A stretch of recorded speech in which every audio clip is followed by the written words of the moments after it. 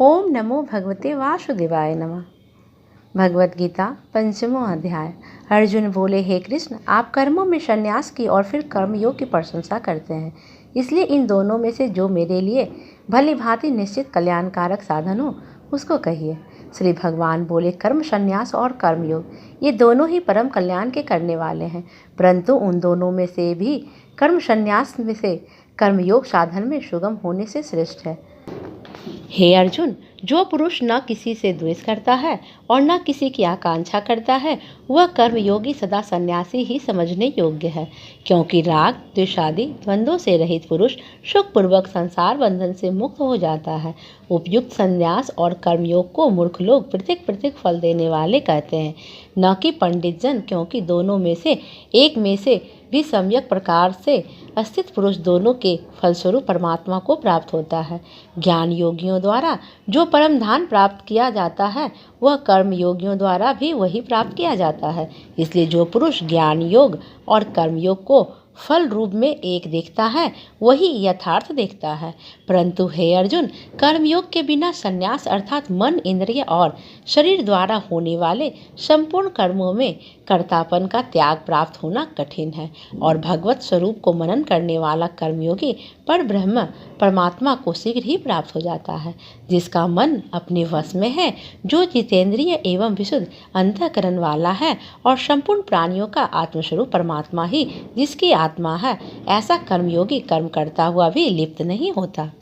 तत्व को जानने वाला सांख्य योगी तो देखता हुआ, सुनता हुआ, स्पर्श करता हुआ, सूंघता हुआ, भोजन करता हुआ, गमन करता हुआ, सोता हुआ, श्वास लेता हुआ, बोलता हुआ, त्यागता हुआ, ग्रहण करता हुआ तथा आँखों को खोलता और मूंदता हुआ भी सब इंद्रियां अपने अपने अर्थों में बरत रही है, इस प्रकार समझकर निस्संदेह ऐसा माने कि मैं कुछ भी नहीं करता। जो पुरुष सर्व कर्मों को परमात्मा में अर्पण करके और आसक्ति को त्याग कर कर्म करता है, वह पुरुष जल में कमल के पत्ते की भांति पाप से लिप्त नहीं होता। कर्मयोगी ममत्व बुद्धि रहित केवल इंद्रिय, मन, बुद्धि और शरीर द्वारा भी आसक्ति को त्याग कर अंतःकरण की शुद्धि के लिए कर्म करते हैं। कर्मयोगी कर्मों के फल का त्याग करके भगवत प्राप्ति रूप शांति को प्राप्त होता है, और सकाम पुरुष कामना की प्रेरणा से फल में आसक्त होकर बनता है। अंतःकरण जिसके वश में है, ऐसा सांख्य योग का आचरण करने वाला पुरुष न करता हुआ और न करवाता हुआ ही नव द्वारों वाले शरीर रूप घर में सब कर्मों को मन से त्याग कर आनंद पूर्वक सच्चिदानंद घन परमात्मा के स्वरूप में स्थित रहता है। परमेश्वर मनुष्यों को न तो कर्तापन की, न कर्मों की और न कर्म फल के संयोग की ही रचना करते हैं, किंतु स्वभाव ही व्रत रहा है। सर्वव्यापी परमेश्वर भी न किसी के पाप कर्म को और न किसी के शुभ कर्म को ही ग्रहण करता है, किंतु अज्ञान के द्वारा ज्ञान ढका हुआ है, उसी से सब अज्ञानी मनुष्य मोहित हो रहे हैं। परंतु जिनका वह अज्ञान परमात्मा के तत्व ज्ञान द्वारा नष्ट कर दिया गया है, उनका वह ज्ञान सूर्य के सदृश उस सच्चिदानंद घन परमात्मा को प्रकाशित कर देता है।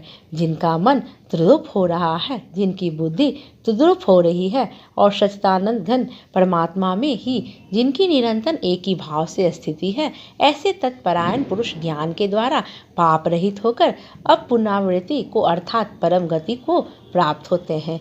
वे ज्ञानी जन विद्या और विनय युक्त ब्राह्मण में तथा गौ, हाथी, कुत्ते और चांडाल में भी समदर्शी ही होते हैं। जिनका मन समभाव में स्थित है, जिनके द्वारा इस जीवित अवस्था में ही संपूर्ण संसार जीत लिया है, क्योंकि सच्चिदानंद घन परमात्मा निर्दोष और सम है, इससे वे सच्चिदानंद घन परमात्मा में ही स्थित है। जो पुरुष प्रिय को प्राप्त होकर हर्षित नहीं हो रहे और अप्रिय को प्राप्त होकर उद्विग्न न हो, वह स्थिर बुद्धि, संशय रहित ब्रह्मवेता पुरुष सच्चिदानंद घन पर ब्रह्म परमात्मा में एक ही भाव से नित्य स्थित है।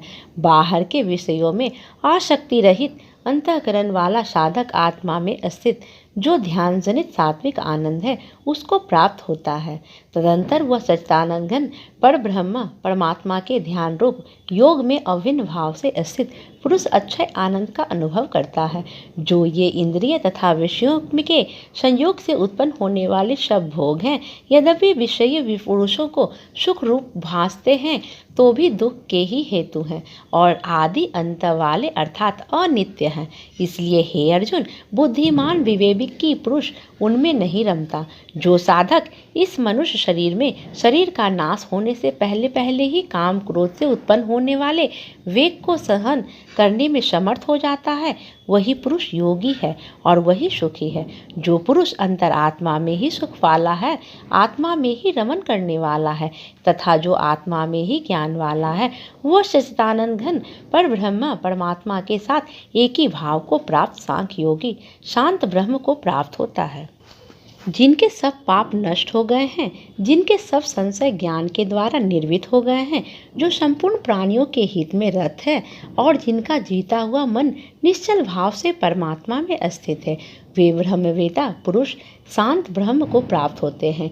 काम क्रोध से रहित जीते हुए चितवाले पर ब्रह्म परमात्मा का साक्षात्कार किए हुए ज्ञानी पुरुषों के लिए सब ओर से शांत पर ब्रह्म परमात्मा ही परिपूर्ण है। बाहर के विषय भोगों को न चिंतन करता हुआ बाहर ही निकालकर और नेत्रों की दृष्टि को भूकृटि के बीच में स्थित करके तथा नासिका में विचरने वाले प्राण और अपान वायु को सम करके जिसके इंद्रियां मन और बुद्धि जीती हुई है, ऐसा जो मोक्षपरायण मुनि इच्छा भय और क्रोध से रहित हो गया है, वह सदा मुक्त ही है।